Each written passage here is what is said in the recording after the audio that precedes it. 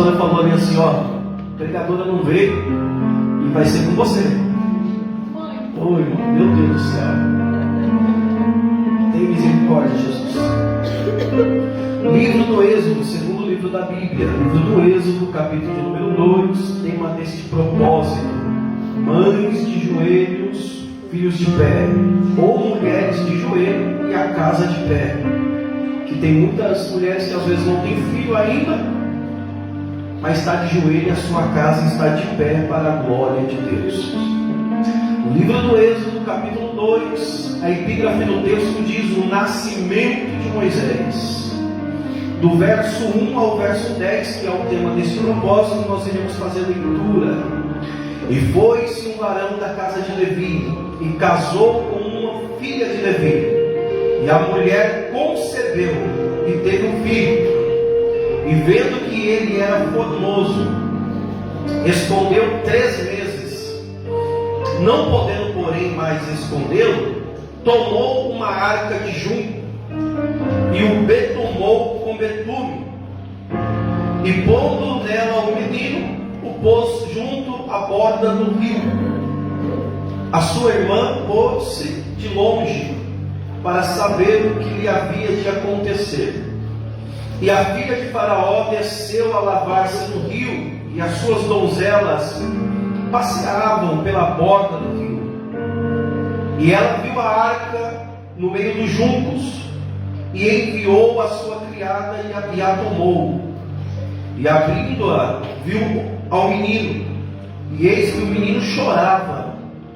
E moveu-se de compaixão dele, e disse: dos meninos dos hebreus é este. Então disse sua irmã, filha de Faraó: irei eu a chamar uma ama dos hebreus, ou das hebreias, que crie este menino para ti. E a filha de Faraó disse-lhe: vai. E foi-se a moça e chamou a mãe do menino. Então lhe disse a filha de Faraó: leva este menino e cria, eu te darei o teu salário. E a mulher tomou o menino e criou. E sendo o menino já grande, ela o trouxe à filha de Faraó, a qual adotou, e chamou o seu nome Moisés. E disse: porque das águas o tenho tirado. A igreja pode dizer amém? Amém. Feche seus olhos, vamos fazer uma oração. Deus, em nome de Jesus, aqui estamos diante da tua presença para ouvir, Senhor, aquilo que o Senhor tem para falar conosco.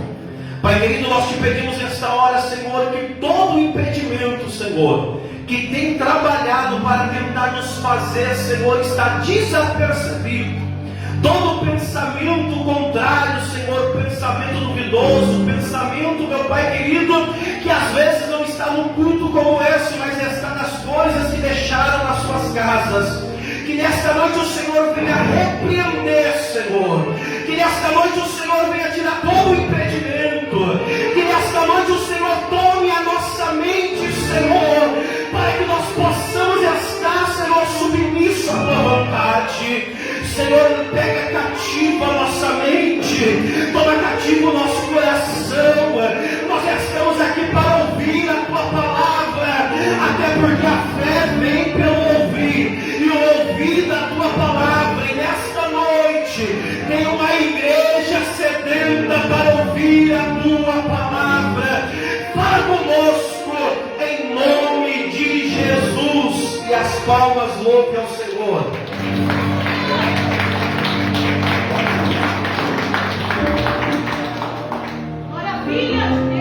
Glória a Deus. Rapidinho, irmãos, 15 minutos. Não vou enfadar os irmãos. 15 minutos nós entramos nessa mensagem. Já aplicamos o que Deus quer falar conosco nessa noite. E aí nós iremos para casa vitorioso em nome de Jesus. Mas como o tema desse propósito é mãe de joelhos, filhos de pé, eu queria colocar um subtítulo, um tema. E o tema é: o projeto de Deus não vai morrer. O projeto de Deus não vai morrer. A palavra de Deus diz, irmãos, que um filho da casa de Levi, casou-se com uma das filhas de Levi. E a Bíblia vai dizer que essa mulher teve um filho.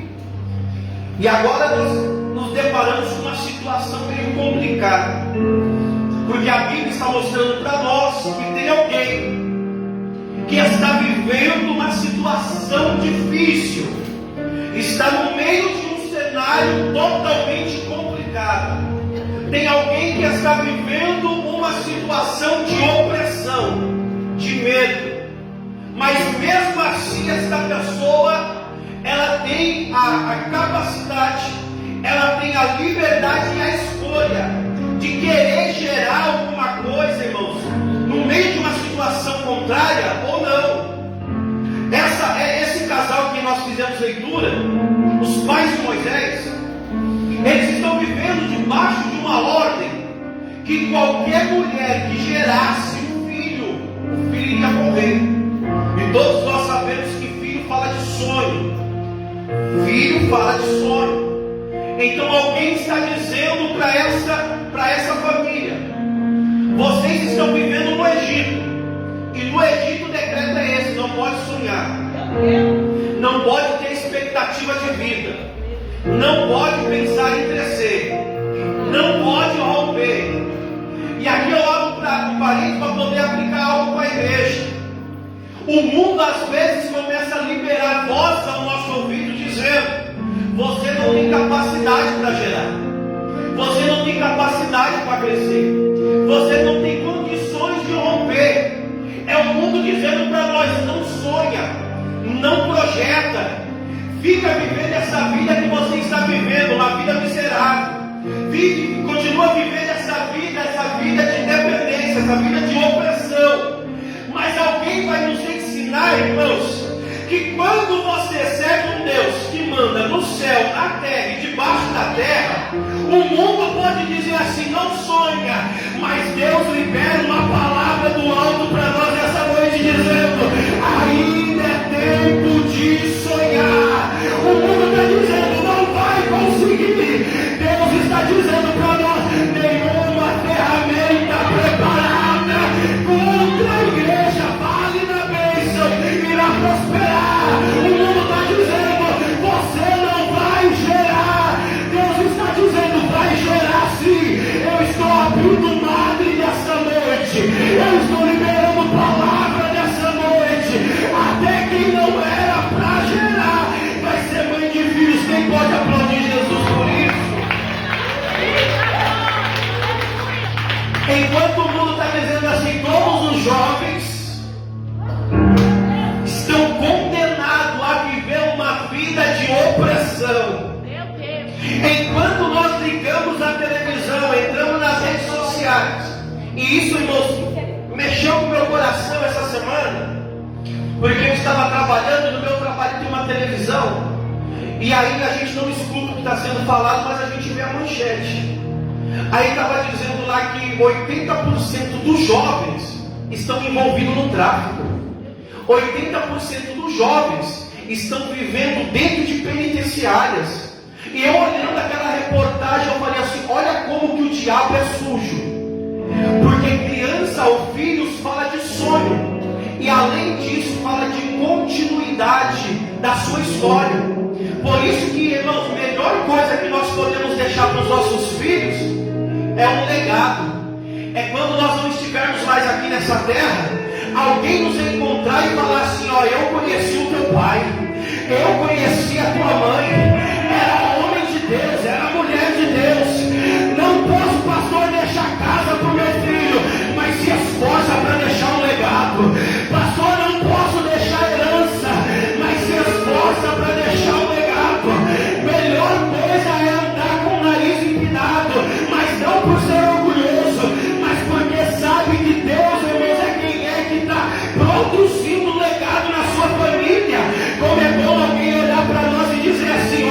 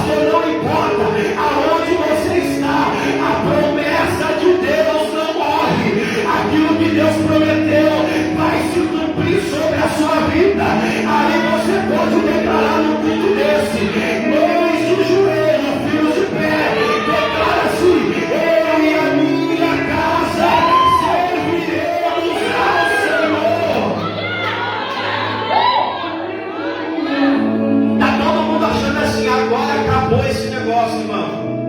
Agora não tem mais jeito. A promessa que foi feita para Abraão acabou, porque o povo está no meio do Egito. Você conhece a história. José teve sonho, os irmãos não compreenderam o sonho de José. José é vendido, vai para o Egito. Daqui a pouco Deus vai mandar uma fome em toda a terra, porque todas as vezes que Deus nos quer trabalhar com a humanidade, Deus tem algumas formas de trabalhar. E às vezes, irmãos, padecer necessidade, passar fome, é uma forma que Deus tem para trazer você para o meio do propósito. Pode perceber, os lugares mais miseráveis são os lugares que as pessoas viraram as costas para Deus. Olha, irmãos, os lugares em que a feitiçaria ela está no topo, ela está no alto. Olha a vida das pessoas. Olha os relatos que nós temos da África. Olha na Índia como que as coisas estão acontecendo. É Deus sempre apertando a humanidade através da necessidade, para que a humanidade possa se aproximar a Deus. Então Deus vai trazer uma fome sobre a terra, para que o povo volte para o propósito, para que o povo volte, irmãos, para aquilo que Deus prometeu. A Bíblia diz que Jacó pega seus filhos, eles vão para o Egito. Lá no Egito, José já está como governador. José vai tomar conta, porque a promessa de Deus ela não depende do lugar onde você está. Tem muita gente que está às vezes triste, sem esperança, dizendo: a minha casa não acontece nada porque eu moro no bairro mais pobre de Mogi. Eu quero dizer para você nessa noite, é no bairro mais pobre de Mogi que Deus vai levantar pessoas, é que Deus vai levantar famílias, que Deus vai levantar pastores, missionários, para restaurar a vida de outras famílias. Pastor, mas a minha casa é a casa mais pobre. Talvez você está com o mesmo pensamento de Gideão. A minha família é a menor, a minha tribo é a mais pobre. Mas é com você mesmo, Gideão, que Deus conta para poder malhar trigo no lagar, para poder derrotar os medianitas. É Deus dizendo nessa noite: nunca acha que você não pode. Não menospreze quem você é. Para com esse negócio de complexo de inferioridade, irmãos. Tem muita gente que está aqui nem aquele desenho que só quem tem a minha idade vai lembrar. Era um cachorrinho todo arrebentado e ficava assim: ó vida, ó céus. Tem pessoa que está assim, irmãos. Parece que não conhece o Deus que tem. Parece que não sabe o que Deus colocou dentro de você. Enquanto as pessoas acham que nós precisamos de ter influência dentro de prefeitura, de ter influência em lugares de pessoas grandes para a gente poder ter a bênção de Deus, é Deus dizendo assim: é igual eu fiz com Abraão. Você pode ir para o deserto, aonde não tem vida, mas aonde você colocar os seus pés, Deus vai fazer prosperar, porque a bênção não está no lugar, a bênção está sobre pessoas. A bênção está sobre você, irmão. A bênção está sobre a sua casa. É sobre você. Você, antigamente, tinha os carregadores da arca. Você é o carregador da arca. Você carrega a presença de Deus. E aonde a presença de Deus chega, irmão, o diabo bate em retirada. A Bíblia diz que se o inimigo vir por um caminho, por 7 tem que bater em retirada. É o diabo falando assim: eu vou ver, eu vou começar a fechar a porta para ver se vai parar de ir para a igreja. Eu vou começar a mexer na cabeça dos filhos desviar do caminho, para ver se para de ir para a igreja. Aí Deus coloca no coração da liderança, começa uma campanha aí: mães de joelhos, filhos de pé, porque todo o projeto do diabo vai ser frustrado. Todos os planos do inferno vai cair por terra, porque enquanto houver pessoas de joelho, haverá esperança, irmãos, para a nossa casa. Talvez você não reconheça, mas você é a resposta da oração de alguém. Talvez isso nunca passou na sua cabeça, irmão, mas quando você estava lá, vivendo aquelas coisas absurdas do mundo, enquanto você estava lá bebendo, fumando, ouvindo forró, ouvindo funk, tinha uma pessoa na igreja orando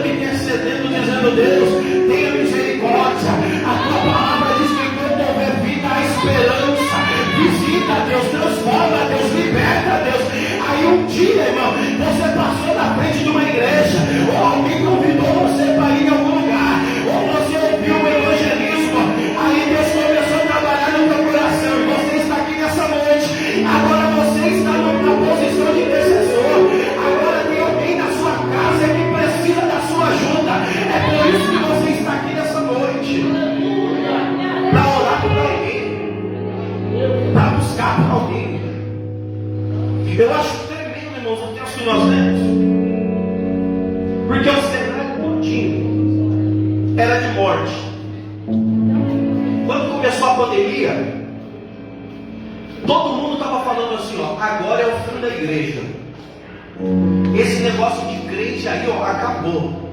Os ímpios não estavam dando salto de alegria, não importava quantas pessoas estavam morrendo, a alegria deles era essa: as igrejas vão fechar, vai acabar esse negócio aí. Aí eu estava só observando, a gente fazia alguns cultos aqui, alguns irmãos vinham com porta fechada, a gente orava, buscava a Deus, fizemos culto no monte, e o pessoal falando, o negócio de igreja vai acabar, esse negócio de crente era só momento, esse negócio de crente era só emoção. Aí eu estava só acompanhando, irmão, nas redes sociais, eu estava só ouvindo os comentários, daqui a pouco eu vi, olha, uma multinacional, não sei da onde, vai fechar as portas, porque quebrou, não tem mais como eles continuar. Aí eu estava ouvindo, eu falava, opa, tem empresas grandes aí fechando, daqui a pouco outro lugar, olha, a multinacional está indo embora do Brasil, não vai mais continuar no Brasil, o negócio está feio, o negócio está terrível. Aí eu comecei a pensar, Deus, será que é o fim da igreja? Será que a igreja vai acabar? Aí Deus bradou no meu coração dizendo assim, a igreja não vai fechar, porque a igreja não depende da terra, a igreja depende do céu. As empresas fecham porque as pessoas confiam na força do braço, adoram a mamão, mas enquanto a igreja estiver de joelho, orando, buscando a presença de Deus, vai se cumprir a palavra de Deus. Enquanto meu povo que se chama pelo meu nome se converter dos seus maus caminhos, se arrepender dos seus pecados, se humilhar, buscar a minha face, então eu ouvirei do céu, descerei, sararei a terra. Todo mundo está dizendo, a igreja vai fechar. Daqui a pouco vem a notícia, a pandemia está acabando, a pandemia está passando, e a igreja continuou aberta para a glória de Deus. Irmão, só porque quem confia no Senhor são como os montes de Sião, não se abala. Todo mundo arrancando o cabelo da cabeça, dizendo assim, é momento de crise. Irmãos, pode ser crise para o mundo, mas nós ainda vivemos a palavra de Deus. Eu citei aqui no momento da oferta, o salmista disse, fui moço e agora sou velho, mas nunca vi um justo mendigar o pão e nem sua descendência passa fome. Pode fechar a porta de emprego, irmão, pode a parte econômica do país entrar em colapso, mas Deus ainda tem corvo para trazer alimento para os seus. Deus ainda prepara viúva para sustentar os seus. Alguém pode dizer, mas pastor, mas a viúva ela vai ter alguma coisa para dar? É Deus falando assim, olha, eu vou confundir os sábios. Da onde ninguém imagina que pode vir alguma coisa, é onde eu vou trazer, suprir a necessidade de alguém. E agora nós entramos no texto. Do lugar improvável vem a resposta. Para com esse negócio, irmão. Se Deus colocou no seu coração de fazer algo e alguém fala assim, ó, não faz, vai dar certo. Já tentaram, não conseguiram. Para, irmão. Se Deus colocou no seu coração, mete a cara e vai. Confia. Quantas famílias geraram filhos, os filhos morreram. Mas na casa de Joquebede o negócio foi diferente. Eu imagino uma mulher corajosa, irmão. E essa mulher corajosa, Joquebede, olha, não vou falar de outro lugar não, eu vou falar da igreja que eu congrego. Essas mulheres corajosas só tem que vai da bênção. Eita glória! Quando tudo parece impossível, ela fala assim, não, o negócio não vai continuar desse jeito. Sabe, irmão, quando a mulher tem um marido que é picaiada, cachaceiro, o cara chega bêbado, faz uma arruaça em casa, derruba, quebra tudo.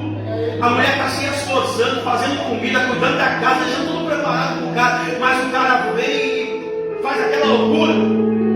De repente uma mulher doida, cheia do Espírito Santo, quando o cara chega bêbado, ela já coloca o dedo na cara e fala assim, ó, rapaz, toma prumo na sua vida, viu? Se quiser ficar aqui, vai ter que ser assim, assim, assim, assim. Eu já vi muito caso, irmão, que Deus me perdoou homens assim. Quando a mulher tomou uma posição e falou assim, olha, se você quer viver essa vida aí de picaiada, de cachaceiro, vai ficar no bar junto com seus amigos. Mas se você quiser viver uma vida com uma família restaurada, tendo comida quente, roupa lavada, você larga esse negócio e vem para casa. E o cara abandonar tudo. A minha esposa uma vez, bem na nossa conversão. Eu estava vivendo uma vida meio afastada aí do querer de Deus. A minha esposa começou a mexer na gaveta do guarda-roupa, achou uns negócios meio estranhos ali. Ela arrumou todas as coisas dela e ela sabia que o meu sonho era ser pai. Ela estava grávida do Tyler. Quando eu cheguei em casa, irmãos, eu estava virado, porque eu tinha passado da sexta para o sábado sobre efeito de drogas. E aí eu fui trabalhar no sábado e quando eu fui para casa, ela pegou aqueles negócios que eu tinha na gaveta de casa, colocou tudo em cima da mesa assim e falou assim: ó, hoje você faz a escolha. Eu estou cansado dessa vida de humilhação. Quer ficar com isso daí? Você vai acabar com a sua vida sozinho. Mas eu vou pegar o meu filho e vou embora para a Bahia. E eu, naquele momento, Deus bradou no meu coração. Eu falei: opa, o que tem mais valor é a minha família. Glória a Deus. Eu renunciei, irmão, toda aquela vida de bagunça, só para poder valorizar aquilo que Deus tinha confiado em mim, para mim, que era a minha família. Por isso que eu falo, se a mulher no meio der um negócio de loucura nela, irmão, se posicionar e falar: ó, a partir de hoje, caso o negócio é assim, assim, assim, você pode ter certeza, o cara pode ser bravo como for, irmão. O cara, ele vai ter que abaixar a cabeça e falar assim: não, minha mulher agora tomou possessão. É assim que Deus espera. Joquebede está olhando e está falando assim: estão matando o filho de todo mundo. A morte está assolando aí, ó, todas as tendas. Só que na minha casa vai ser diferente. Na minha casa a morte não vai reinar. Você imagina, irmão, Joquebede gerando, todo mundo falando assim: Joquebede, tem que abortar, Joquebede, porque você vai pegar o seu filho no colo e você vai ver alguém matando o seu filho. E Joquebede falando assim: como que eu posso abortar algo que Deus gerou? Eu consigo abortar coisa que homem gera, mas abortar coisas que Deus gerou, irmãos. Eu imagino Joquebede todos os dias, irmãos, olhando para a barriga, porque a mulher quando está grávida, o negócio é assim. Todo dia ela está com a mão na barriga, está conversando com a criança, está sentindo a criança chutar, está sentindo a criança mexer. Tem lado da barriga que se a criança mexer parece que dá uma agonia na mulher. E a mulher conversando ali, falando assim: filho, o decreto é de morte aqui fora, mas enquanto você estiver aí no ventre, você está guardado, você está protegido. Mas se Deus permitir você sair no ventre, Deus também vai te guardar aqui fora. Aí eu vejo Joquebede guardando Moisés por 3 meses. É Deus dizendo assim: há momento que eu preciso esconder alguém, há momento que eu preciso esconder os seus sonhos, os seus projetos. É por isso, irmão, que nem tudo você pode falar para todo mundo. Aquilo que ninguém sabe, ninguém estraga. Tem momento que você precisa esconder. Esconde esse sonho, esconde esse projeto. Vai regando ele com oração, vai mantendo ele com jejum. Porque quando começar a romper, até quem estava querendo destruir, irmãos, vai começar a abençoar. Até quem falou que era para matar, Deus vai usar para poder dar vida. É pessoas que diziam assim: olha, para com isso, você não tem condição. Quando vê o que Deus está fazendo na sua vida, vai chegar pessoas para te abençoar, irmãos. Pessoas vão ser usadas como canal de bênção para abençoar a tua vida. Sabe, irmãos, quando eu vejo o texto que nós lemos,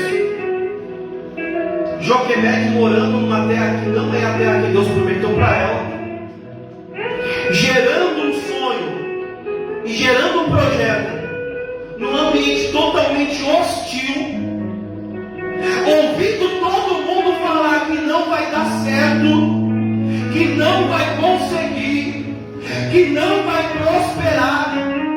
Eu começo a me emocionar, irmãos, porque quando nós abrimos esse ministério, muita gente olhou para nós e falou assim: não, isso daí é meninice, não vai dar certo.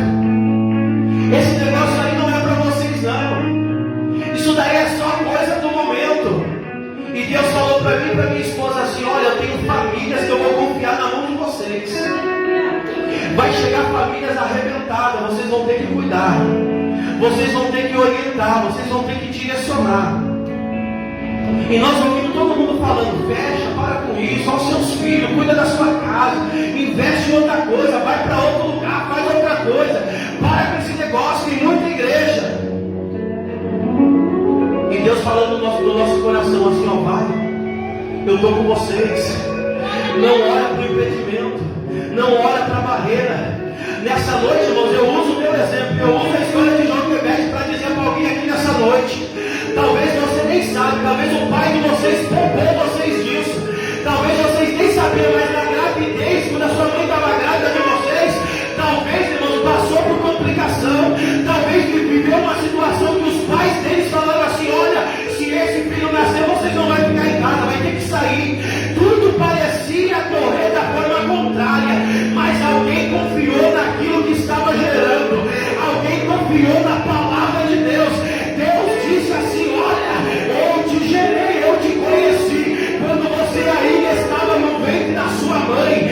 Deus tem propósito na nossa vida, Deus tem propósito na sua casa, Deus tem propósito na vida dos seus filhos. Enquanto alguém está dizendo, irmão, que não vai conseguir, Deus está dizendo assim, ó, eu vou na frente preparando o caminho. A minha mãe me falou uma vez, irmãos, que quando ela engravidou, ela tinha 15 anos. O meu avô e a minha avó falaram assim para ela, assim, olha, você fez a sua escolha. Agora eu quero ver como que vocês vão se virar, porque eu não vou aceitar você na minha casa. E não era como nos dias de hoje, que tem um monte de benefício para ajudar quem tem filho, que às vezes não tem auxílio, não trabalha registrado nem nada. Naquele tempo era difícil, irmão. Minha mãe estava acabando de vir, a minha família estava acabando de vir de Minas para São Paulo. Não conhecia ninguém aqui, estavam tentando conquistar algumas coisas. E aí minha mãe fez uma escolha. Eu sou o primeiro filho, eu sou o primogênito do meu pai e da minha mãe. Ela poderia simplesmente falar assim, eu não vou ter um filho, vou ficar na casa dos meus pais. Mas ela não interrompeu aquilo que Deus começou. Ela acreditou, irmãos, que o sonho dela iria vingar, que o sonho dela iria crescer. Ela não me falou isso, mas eu imagino que na cabeça de mãe é assim, imaginando qual seria a primeira palavra do filho, como seriam os primeiros passos do filho. Todo mundo dizendo assim, você não vai ter ajuda da sua família, você vai passar fome, seu filho vai passar fome. Mas na cabeça da mãe ela está iludida, falando assim, eu quero ver a primeira palavra, eu quero ver os primeiros passos do meu filho, eu quero ver o meu filho me abraçar e falar mamãe, falar papai. É Deus dizendo para nós essa noite, continua sonhando, continua projetando, porque aquilo que Deus colocou no seu coração, você vai ver crescer, irmãos.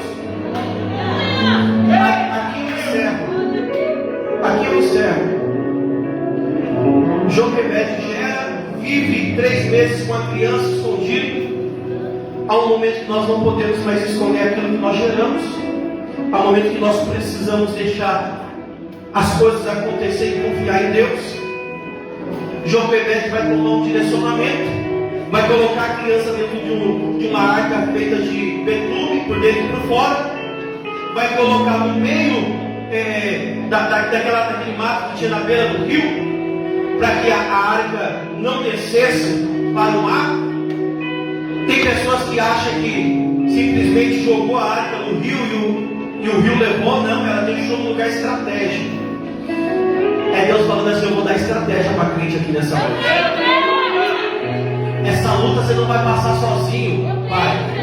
Essa luta você não está passando sozinho, mãe. Deus vai te dar uma estratégia, mas o seu filho você não vai perder. Mas o seu filho o diabo não vai tomar. O teu filho o diabo não mata. Porque aquele que Deus chamou com promessa, o diabo não tem poder para tocar. Pastor, estão fazendo feitiçaria para destruir meu casamento. Pastor, já foram fazer trabalho na Mata Virgem para tentar acabar com a vida dos meus filhos. A palavra dessa noite de Deus é, irmãos, quem fez está gastando dinheiro, jogando dinheiro fora, porque Deus já blindou a sua casa, Deus já blindou a sua família.